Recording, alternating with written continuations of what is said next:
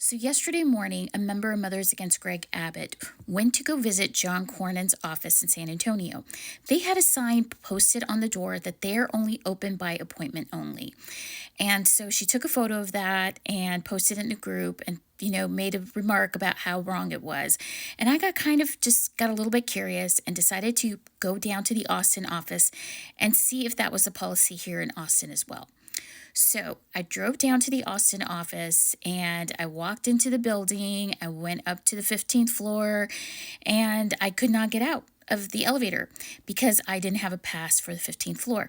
So I went back down to the lobby. I went to the front desk and I asked if I could have a pass to go visit his office. Then they asked me if I had an appointment. I said, no, I'm just a constituent. I don't have an appointment, but I really wanted to talk to people in the staff. Then the security guard said that that one of the reasons that they do this is for security reasons. So that's why they're open by appointment only. So I was just like, well, okay, that's fine. He gave me a card.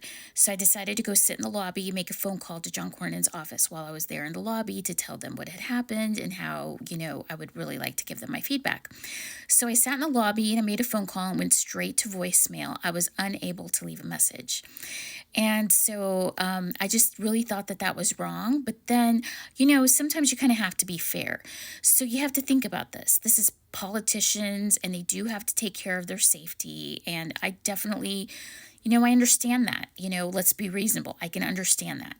So I was just thinking, I wonder if that's policy for every single politician. So I made a phone call to Lloyd Doggett's office, who's also here in Austin. And I contacted them and I said, hey, can I go and visit your office? They said that they do not take people to come in and visit their office without an appointment. So I said, oh, okay, so that's I just heard the same thing from Cornyn's office, so I guess that's a standard policy. And I was okay with that. If that was standard policy, I didn't feel like it was a gotcha moment. I was just like, okay, things happen. It's fine. And so, but I did ask them if I could leave them feedback about everything that's happening in DC. So they took down all my information. They gave me feedback. They sent me a letter last night telling me what Lloyd Doggett is working on and what his positions are.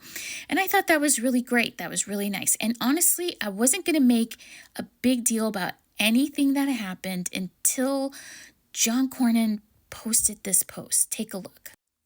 So John Cornyn posted this post.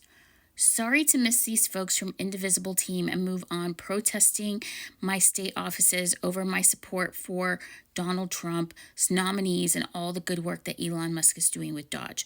Hate to break it to them, but we're just getting started. These people are really going to lose it when we extend the Trump tax cuts. Thanks for stopping by.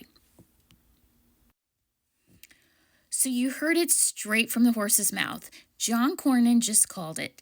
He said that it is about the Trump tax cuts. The Trump tax cuts to the billionaires that expires this coming year. And that is what all of this is about. It is about giving further and further tax cuts for billionaires, and more of that tax burden is going to be on everyday Texans and everyday Americans like you and myself. And that is wrong. I mean, these are people that are not accountable to everyday Americans. They're only accountable to billionaires. And that is why we need to vote for different people for office. But until then, we need to fight as hard as we can, and we need to show them that we know how to fight. And that means working together, teaming up together, and being petty as fuck.